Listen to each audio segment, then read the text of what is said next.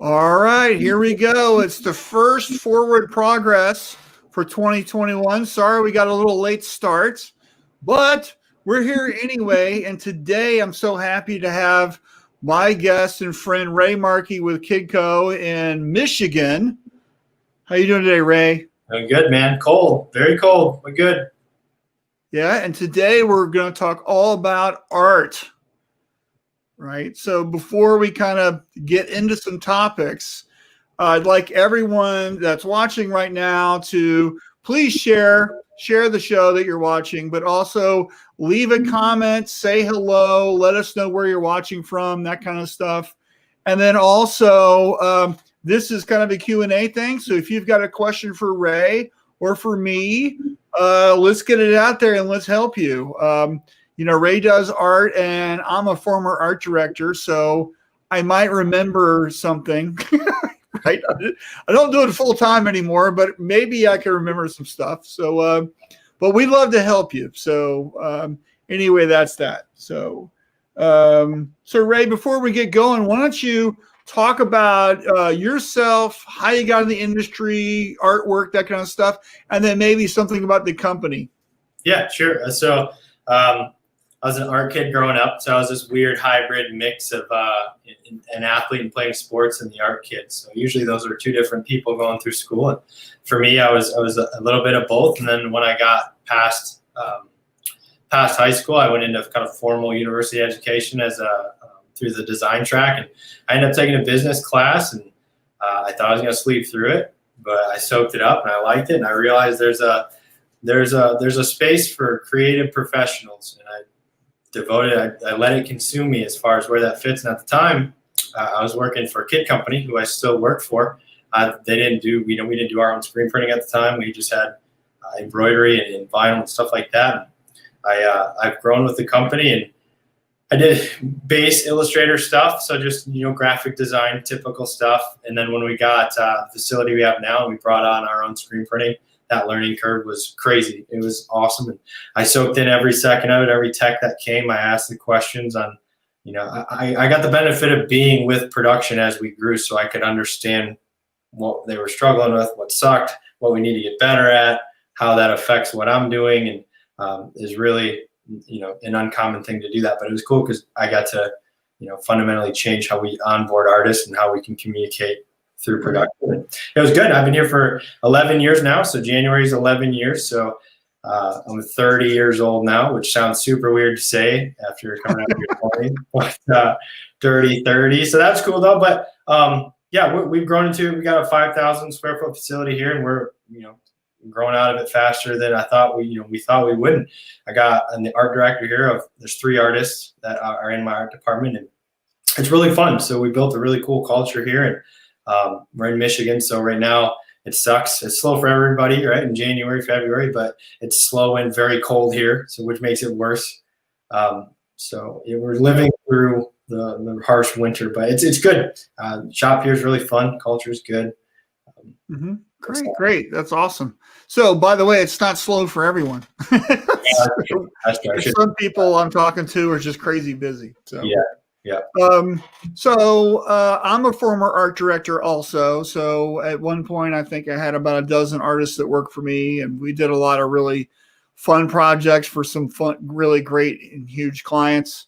I think I'm more on the Photoshop end than the vector end of stuff, although I can do plenty of graphics and stuff on the vector. I just really prefer the tools and what you can do building simulator process files. That's kind of like what I do.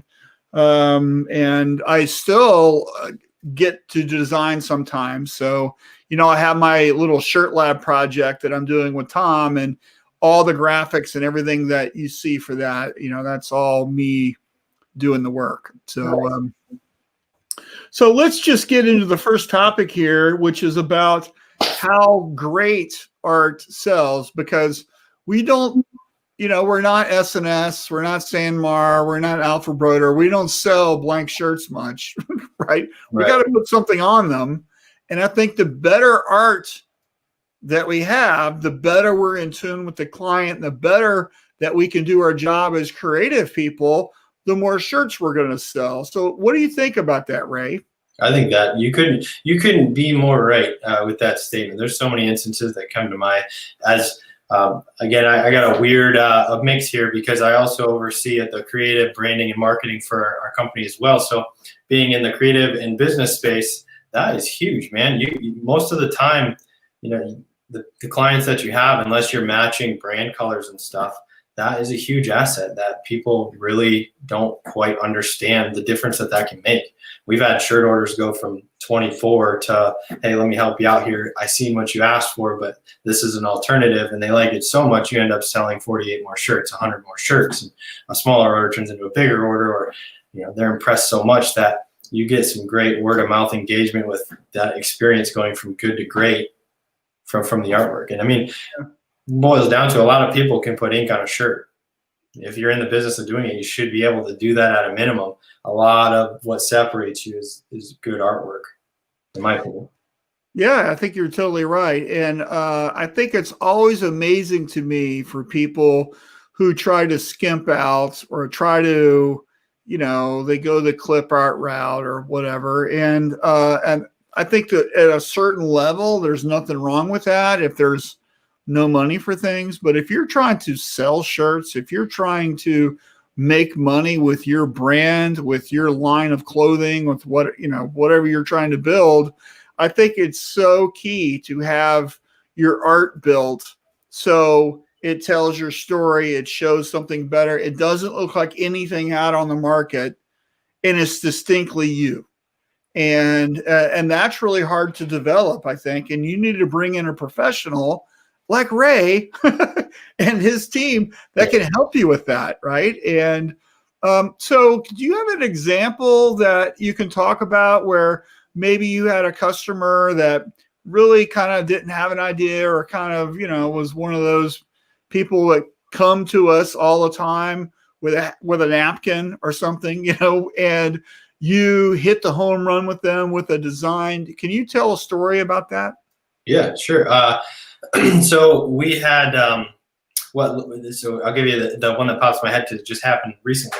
We had a customer come in and they order multiple big orders throughout the year from us. And they had come in, and there's a change in decision making and who's making decisions on their end. So they have a new person approaching us who they know we have the relationship with the shirts, and they usually have a concept, but they don't have a design. And typically we would charge for the design time. In this case, it was a new person, and she gave us a Microsoft Word document, and it had a little clip art piece of a road, like on a letter board. Wait. Well, let's stop right there. Right. It's a Microsoft Word document. Yes, sir. Yes, sir. Yeah. That's all you have to say. That publisher and Word docs gave me every time. Like, here's my stuff. It's good. Let's print this. Perfect. That sounds good. But no, you get the concept. So I got the idea, and we made the decision at that point. As a company, I got together with the customer service rep, and I said, hey, we're gonna bypass the artwork now, because there's a lot of shirts, and how this is set up makes a huge difference. So let's do ourselves a favor and make sure this is good to go and it's impressive. So what we did two things. We took the concept and we made a design that didn't touch. It was a 3-color design that didn't touch, so the print was going to be easy. It was on a ash colored shirt, so there's no underbase on the colors that we chose intentionally. And we did a really cool design from what they gave us to what we did. They liked it so much, they have a parent company that just bought them. They elevated it on their own and took it to the VP of the marketing for this company that just bought them, which owns twice as many locations as what they are. And now they're interested, and they like the artwork that we did for them. So we might be looking at that account growing tenfold, just because we said, hey, let us hold this. This qualifies for something that we can give you a pass on artwork. And we did a good job. And they rated at one point for production, I know they put it on the 10 color, and they were running 10,080 an hour. So it was zooming. Not 10,080 an hour. You mean 1,080? Yes. What'd I say? You said 10,000. Oh, there we go. Wow, that's really fast, Ray. Yeah. No, yeah, 1,080 an hour is what they were doing it. That was, that got everybody excited. So not only was the customer excited, you got production running a design that's not giving them issues, and they're excited that they're running 10,000 or 1,080 an hour. Right. So good, yeah. And then it impressed the customer so much that that account could grow to, it was a good account, and this could be a great account. Yeah, that's just that's a fantastic story. And I love that because you elevated what they gave you into something that was decent. And I think sometimes, what you see is what you get. I'm just going to print your file. Thank you. Yep. Right. And I think that I know there's some shops where you can upload your art, and that's what gets printed, right? Especially with print on demand kind of thing, DTG. Nobody's really looking at it. We're just going to print the thing, right?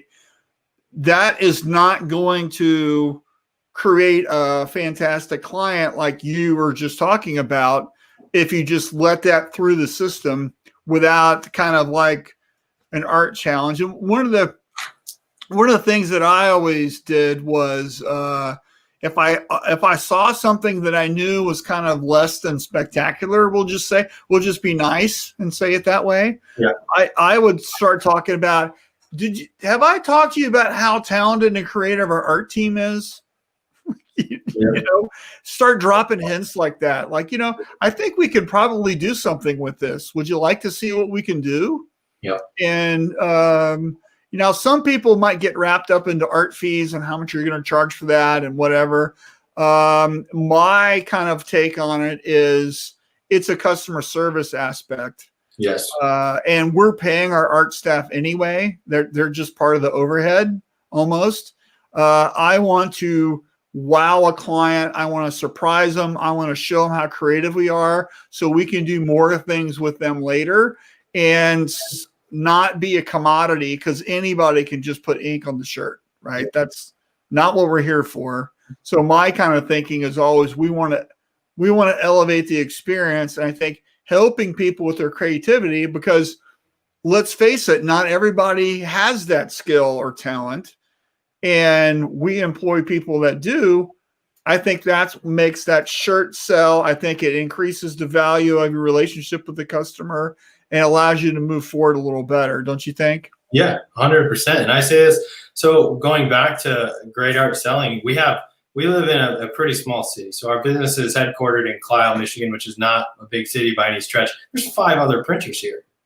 Why are there 5 printers in that town? There's 5 other printers. So what I say, when they say that to me is and I say this all the time, I'm not worried or concerned with what they're doing, because everything that comes out of our shop, when you're talking about uploading, there's a place for everybody to do it.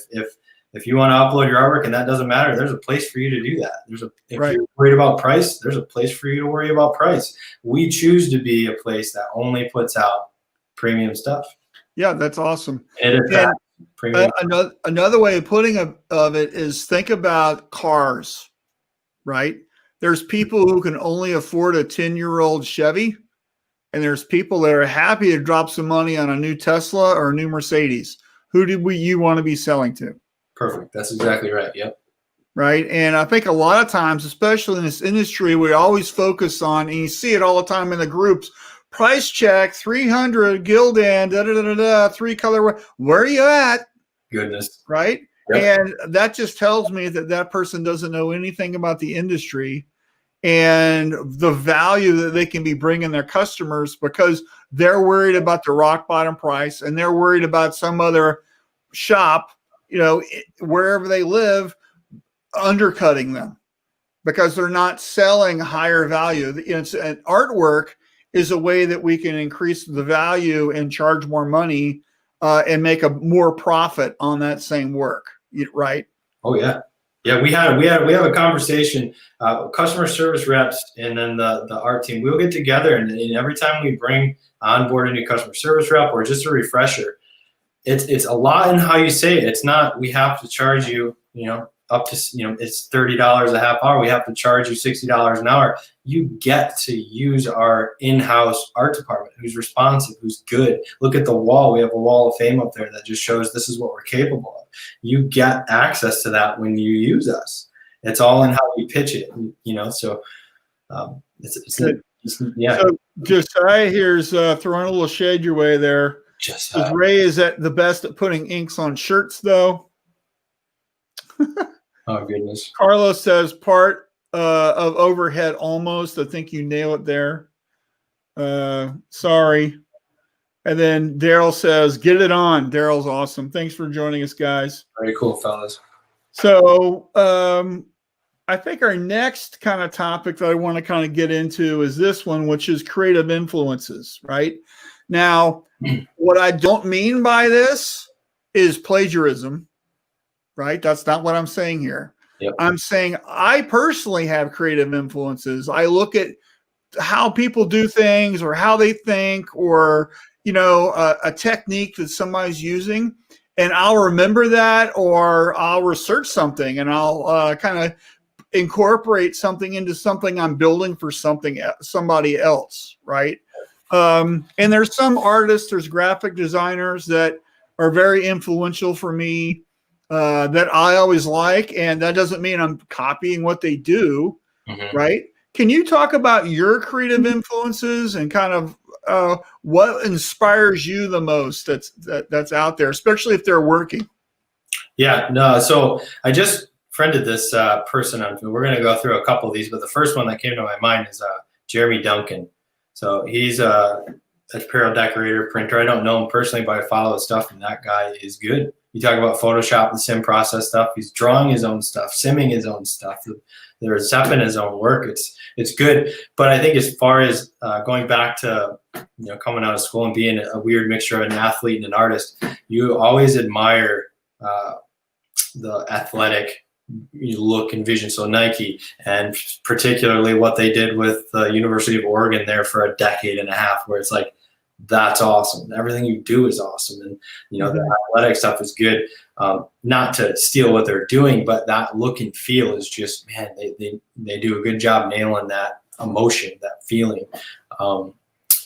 Within the industry, I think I have a couple printed threads down in Texas. And actually, funny story about that. When we went into the pandemic, and we had to quarantine and stuff, he was like, Brett and his shop was like one of the first to come out with like a graphic to make things simple and it looked good. And it was like, dude, you guys killed it. That's a little 4x6 graphic, and that's perfect. And you just have little icons in a row. Like, that's awesome. And then, so we kind of took that and we did the same thing, which, you know, you copied what they were designing, but we looked at, I think Tom did it too. And then a couple other people around the country are like, that's a cool little, the information flow there with those icons kind of works. But his shop, everything he does is cool. I think he owned a skate shop or something at first, so you can really see his background and, you know, just being a cool creative individual. So everything he does is really cool.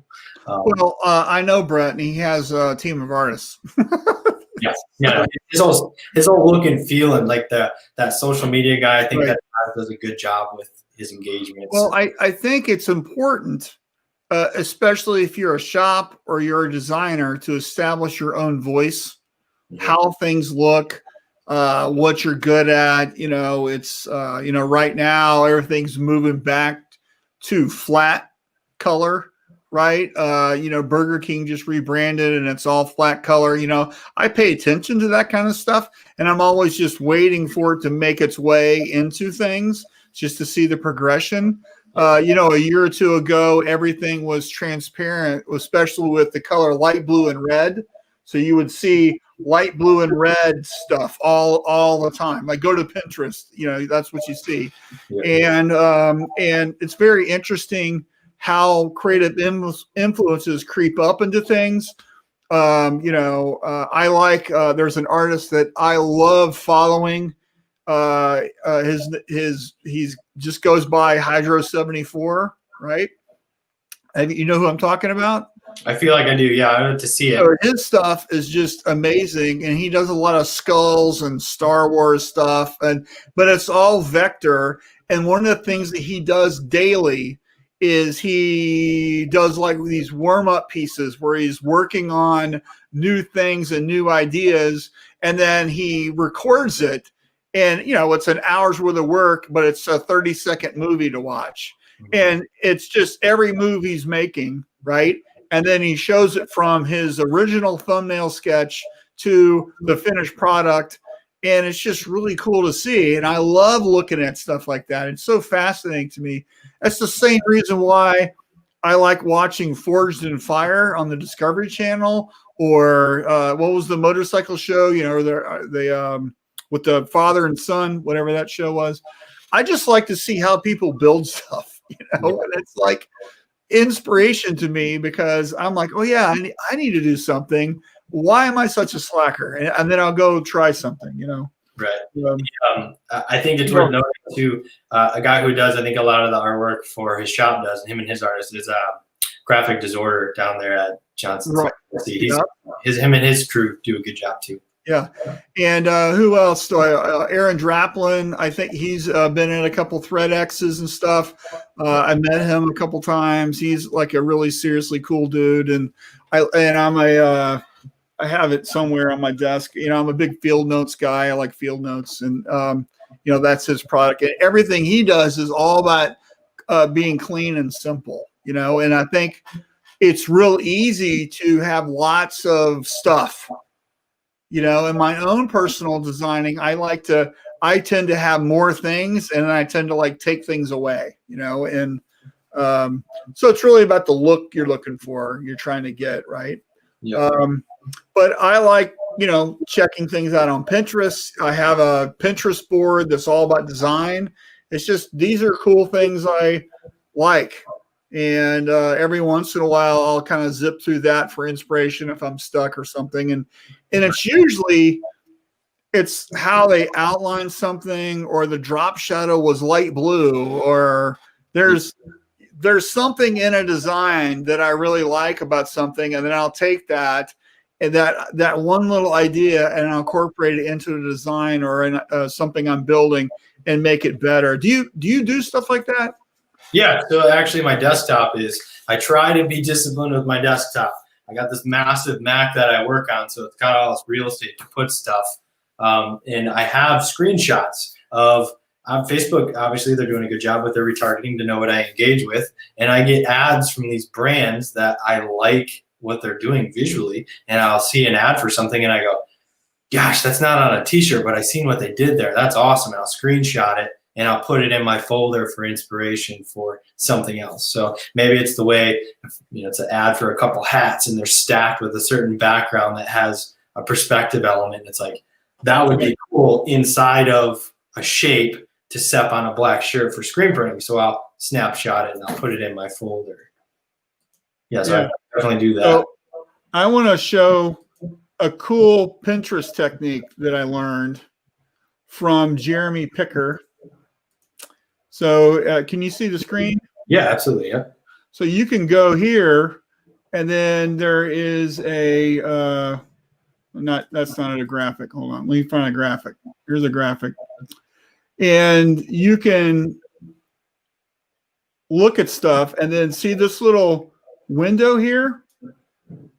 Where you at? If you it's like a little black little thumbnail thing. Okay. If you click on this in Pinterest will find everything that matches the graphic. See how it's all stars now? Don't. My screen still shows the first one. How about this?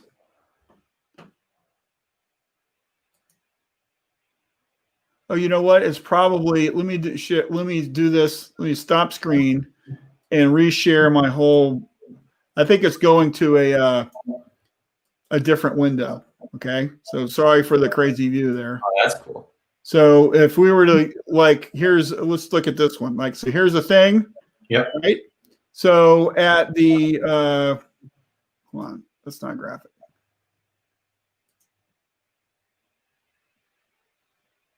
You see this little black circle thing? Yep. If you click that, it brings it up into like a crop tool. And then if you crop with the tool, it narrows your search to whatever you're cropped. That's pretty cool. Okay. Well, here you go. Right. See that? Now it's all stars. Now, if I just did stripes, it's just all stripes. Oh, that's a life hack right there. Yeah. And so if you're looking for like, let's go back to Pinterest. Let's type, give me a word, any word. Ocean. Ocean. So here's ocean. Let's do ocean graphic. These are all photos.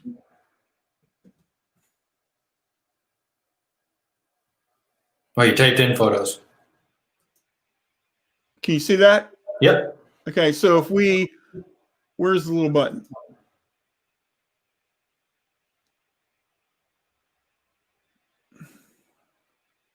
Hold on, we went to the thing. They're doing too good of a job trying to get you to buy stuff, Marshall. Yeah, I know.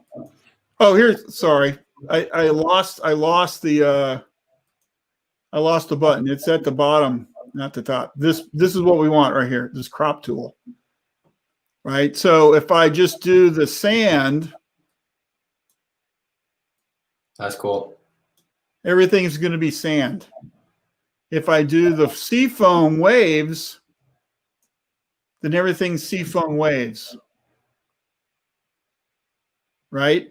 Yep. So how this is cool is if you're looking for inspiration about a texture, about an outline, or about a color, about whatever, here's where you can find 8 gazillion of this stuff. Whoever is watching this just got that much more efficient. That's an incredible tool. Yeah. And so anyway, that's kind of a fun little hack, right? And so if you're looking for an influence about how to solve something, here's a quick way you can find 100 million different ideas. And like, it could be anything, an eyeball or skull or a rabbit or the ampersand or whatever. Just type it into Pinterest and then do a search like that and see what you can come up with. That's kind of fun. That's a cool tool. Yeah, I think Pinterest is Gary Vee does this overrated, underrated thing. I would hope that Pinterest for me would definitely be underrated. I've seen that. I have to use that more. Well, I use Pinterest a lot. I have a bunch of boards. It's under my name, and I don't use it like all the time. I have a secret boards that I have where I'm just like playing with stuff. But I have a design board. I have a t-shirt board. I have some different things. So, I like it because before Pinterest was invented, before social media was invented, I would keep a 3-ring binder and I was always reading magazines and stuff, and I would rip out photographs and how they used to type and a layout or something, and it went into the notebook. Right. And it's the same thing. It's just these are inspirational things, and I'm using them in a piece of artwork, not copying the whole thing, right? Because I hate that. I'm using the idea that they're doing where they're distressing a word or using an outline or 3 outlines or some crazy way that the ligature and the type works, right?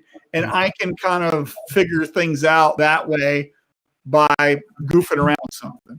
Yep. I had a quick story. If we got a second, one of my first trade shows that I went to was back when it was the MBM down in Indianapolis, 6 or however many years ago. And I went to one of the seminars. I forget who the speaker was. I was newer to the industry leaders or whatever. So I just took it, and it was about athletic design. And it's like, all right, cool. This is my wheelhouse. Let's go check this out. And I got in there, and the guy had said, like, the whole. You're getting a call. That's got to go. All right. All right, cancel that. Excuse me. All right. So I went into the seminar at one of the trade shows, and the guy basically got up there, and this is my first taste of a trade show session. And he goes, essentially, copy Nike and Under Armour. And I was like, to an extent, I get what you're saying. Yeah. But then he actually goes up there and he's like, no, do what they're doing. Like, mock everything. And I was like, I don't know. Like, I get the style. Like, yeah, I do that. You try and find the new things that they're doing, but I was like, man, I don't know about that, but that's definitely you got the best people in the industry leading their art department, so they know what they're doing. But to mock it exactly, I hate that. Going back to Brett's example, when we were that graphic for fundraising stores, I seen he threw some shade on everybody who copied that, and I'm like, well, we deserved it, to be honest. Yeah, you deserve it. So. Anyway, we got some people watching. Wanted you to make sure we give them a shout out. So Pamela says, that feels what it's like to do Ray do artwork. His hands are flying like lightning. And then all of a sudden your idea that was in your head is on the screen. That's kind of cool. I guess she works there with you. That's my mother. Oh, hey, Mom. She's got to say something good. Right. And Josiah says, you're a Pinterest wizard. I'm not, but thank you. That is awesome. Ron says, nice. Hey, it's a good day, Ron. Mark's here from Dalford. Hey, Mark. Pierre Jamicki has a shirt board, right? You should check him out. Yeah, I bet. Scrapbook 2.0. And hi. Okay, cool. So thanks for commenting. Leave your comments, please. So let's move to the next topic, which is the importance of production-friendly art. And as art directors, I'm a former one, and you're currently one. So how important is it to create something that your crew can actually produce? Gosh, I think what we touched on earlier, the good art is leg one, and then working art is most definitely, I would say, even more. If you're looking to make money, the quickest way to lose money is your art department sending stuff that stops your production. That sucks. That's the worst. Yeah, it is. Right. So, like, I'm a believer, and I don't know where we didn't have this discussion, so I don't know where you are in this topic, but the art departments that I've run, we're speccing the colors, we're speccing the print order, we're speccing the mesh count, we're speccing where the flash and the cool downs are and everything, because I believe it's like a painter. I know what I want. I want this certain thing. I know how I want it to turn out. And that is 100% training. Okay. It doesn't just happen. Right. But that's what I want, because I feel it's kind of like you're the architect and you want them to build the building. Right. Yeah. You feel the same way. How do you guys do it there? You just described our shop, man. That's exactly. So how we'll go through our artist onboarding first. So when the last artist that we hired, let's go through that motion there. Your first 2 weeks are not even on a computer. Your first 2 weeks are with production on the print lead, following them around, getting in this dark room, getting on the press, looking to see what sucks. By the end of that, I want you to even know what ink sucked to put in cold. Like, you need to understand what sucks for them, because if you're going to be responsible in the end for telling them, I want underbase, this ink, flash cool, this color, flash this color, you better be right, because they're being held accountable for their times and efficiencies. And if you mess that up on them, you're going to be held accountable too. So you got a lot of responsibility there. There's no prima donna-ness. This is one unit, and you need to work cohesively from A to B. So I like your example. That's a good example you use. The one I use is like a puzzle. We've designed a puzzle. We draw the lines where it gets split, and then we tell you to put it back together. Mm-hmm. Give you a bunch of puzzles that don't fit. How long do you sit there racking your brain trying to put something together that's never meant to be? Yeah, exactly. And, some more complicated pieces of art where, they're supposed to have orange in the design, but you don't have enough room for the orange screen. So you're using yellow and red to make the orange. Mm-hmm. I want the artist to dictate, is the yellow on the bottom and the red on top, or is it vice versa? What are we talking about here? How are the gradients working? And how are we using the shirt color in the design, right? Because you don't necessarily have to underbase everything, especially if you're using a darker shirt, mm-hmm. right? Because you can print 100% red with no underbase, and that's maroon. Yep. Yeah, you're right. We have swatches made too. So every time there's something that we struggle with, so we don't often get to where we have to pull the whole thing down and revisit something. But when production is stopped, so let's use the halftone for instance, I got swatches and examples that show me what 20% of white looks like without an underbase on a 230. I know what that shade is. So yeah.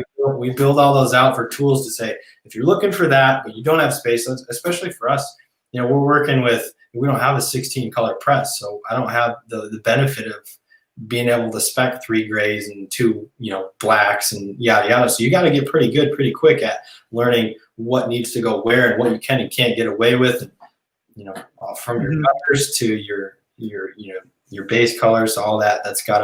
You have to understand what is going on there to be in a position to be responsible for So what are some tips? Like if you wanted to create more production friendly art, what would you be telling everyone that's watching right now? What are one or two things they might consider? When you can it depends on how many colors you got too, but keep the colors away from each other. So the more ever we have an industry that is doing fairly well marketing ink that can print wet on wet or isn't sticky. Then if you're printing with plastisol or water-based alike, that's a challenge for everybody.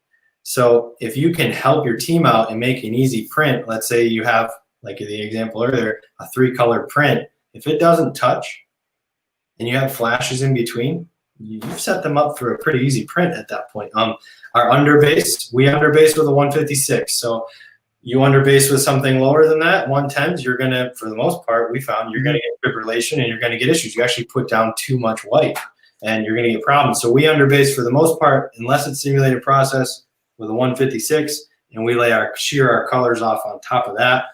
If you have a bunch of detail, that doesn't see anything lower than a 230. Even if you need opaque ink, you put a good blade in there, you let your production team do what they need to do, but you have a design that there's a bunch of ink going down next to each other, 3 different colors in a quarter size area. That doesn't see anything less than a 230. That's too much ink. So Ray, what is the halftone dot size you guys are using? So it depends on what we're shooting. So for the most part, we'll go 355, 305 when we do the high end stuff. But for the most part, for simple shading and stuff, we stay 230. We usually no, I mean the dot, like a 50-line dot. Like what do you guys use? Oh, okay, so yeah. So 32 for the 156, and it's 45 for 230. And you have screen angles that you like to use? Because I know I do. Yeah. No, 22.5 seems to work pretty good, but if there's ever a problem, that's usually you go there and look. But we got it down, and the cool part about when you talk about that's a lot of work up front to figure out where you should live there. But now we have all of our rips saved with all those settings. So there's good. The CMYK rip has it to where if that's what you want, drop it in there. Your angles are set and frequency's set. You're going to get a good result there. Okay, awesome. And what about choking? You guys do a bunch of that? Like you do vector? Do you choke all the elements? What do you guys like? Let's say there's a big design. Are you just printing a big like pizza, round shape? Or are you choking everything inside so there's those little gaps? What do you guys do? Yeah, so let's use vectors as an example. If you got a 2 or 3 color and it's a big, could be a pizza size shape, each color in Illustrator, this is a little tip in case you didn't know, there's a divide function. So make sure your colors are all the same spot color when you're getting ready to separate. In Illustrator, you go Pathfinder divide, and then you group your light colors, you merge those colors with their group, and then you copy them all. And Illustrator does this weird thing where there's no stroke, no fill colors that just are invisible in the background. Delete those out, you drop your colors on there, and then you make all those colors. So if it's a 3-color print, all 3 colors go to the underbase color, and they all get choked in a half a point. So there's nice gutters for all the colors on prints. Mm-hmm. That's awesome. That's awesome. I like doing that because it allows you to have a little greater freedom on press. It's instead of just butt registering everything, which tends to sometimes it feathers into the ink a little bit. Now you got this little waterfall galley where the ink has a place to go into, and it's just a cleaner print. Yep. Shout out to Lon Winters. About 10 years ago, I watched a video of him explaining that pretty well. Mm-hmm. Good. We're big fans of Lon. Lon's awesome. He's a good dude. All right, so we got about 5 minutes left, and one final topic, which is tips and tricks for designing. Like, so if somebody's out there, like, how do I design? How do I come up with the coolest design anybody's ever seen in their entire life 10 times a day? Right? Because that's all you're doing is, when you're a designer. So what do you do that helps you with that? Number one is make sure that you got all the right information. So the first thing that frustrates everybody is not having enough information on what they're looking for.